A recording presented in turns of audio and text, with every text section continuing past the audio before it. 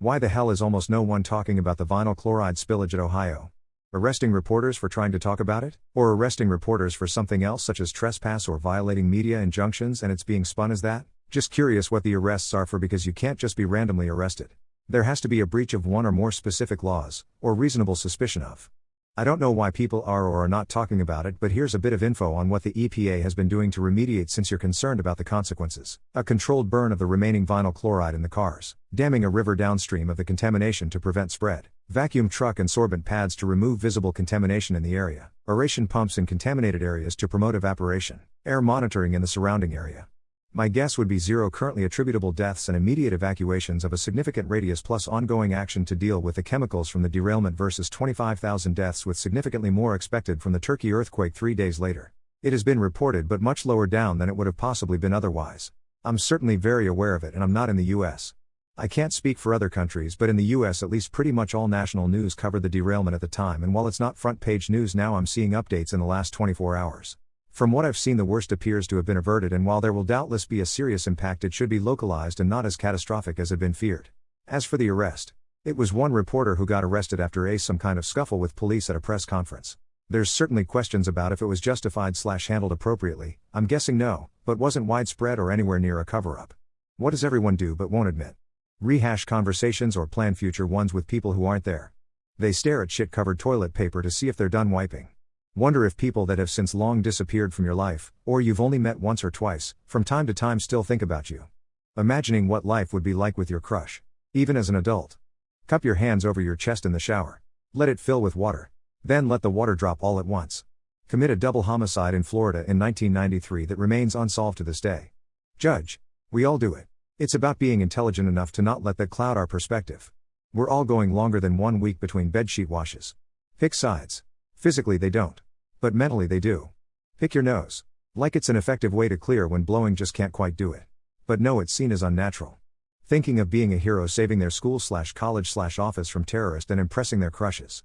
Judge people as being horrible human beings for doing things while driving that you excuse as being okay if you yourself do it. There are 2 kinds of people in the world. Those that admit they pee in the shower. And those that lie about it. Everyone has a guilty pleasure that they don't like to admit.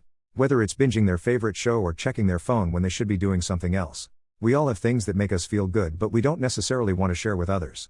Dr. Masters, who did famous study on sex back in the 60s, said in an interview that 95% of people admit that they masturbate. The doctor was then asked by the interviewer, "What does this tell you?" And the doctor replied, 5% of people are liars.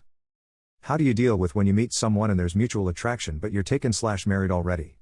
Marriage is a commitment. If you are already taken/married, you should never https://n. Wikipedia. org/wiki/self-control, let interaction with another woman develop into mutual attraction. As long as your girlfriend/wife loves you and cares about you, it will be unethical to dump her for another woman you just met. As far as I know, the only ones who do that are billionaires. They dump their aging wives to marry a younger supermodel. Remember the vow you took and stand by it, or get ready for that potential divorce and ask yourself, are you ready to lose half your belongs? A majority of the custody of your child if you have them. Remember, family law still heavily favors women. Doesn't sound like it's worth the risk for a piece of ass. Sorry this isn't an answer to your question, but your question just made me realize that this has never happened to me. We're anonymous here. I can be a little honest, it's not because I love my wife so much. We've had plenty of days and weeks, or months, where I seriously considered calling off the relationship for a whole host of reasons. But at no point have I ever even come close to thinking about another woman romantically or felt an attraction to another woman. It seems that as long as I'm in a relationship, even when it's rocky and shitty, I have absolutely no drive to pursue anyone else. Wank one out. Post-nut clarity will give me guidance. Joking aside, ignore and move on. I have kids with my wife. That is a gift I can never reciprocate. Among other things. The mother of my children is my goddess, she has a lot more great traits. And if you want something to build and last during your lifetime, you'll love to commit to a loving relationship. A walk in the park. Day regret getting the COVID-19 vaccine? If so, why? No. I haven't had any issues. I don't regret it. I talked to my doctor first. I regret it. I also had to decide between the vaccine and losing my career. So I took the jab, and now every time I get sick I feel I don't recover as well as I used to. Maybe it's just in my head, but I also get sick more often. I 100% regret it. I was coerced by my employer. I either got the shot or was demoted.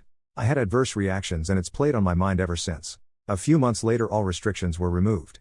I wish I hung in there and defied my employer. Yep, had chest pain after getting it. Apparently half of all young people who got the mRNA jabs got chest pain. Who knows what the future holds for us and whether it did any permanent damage.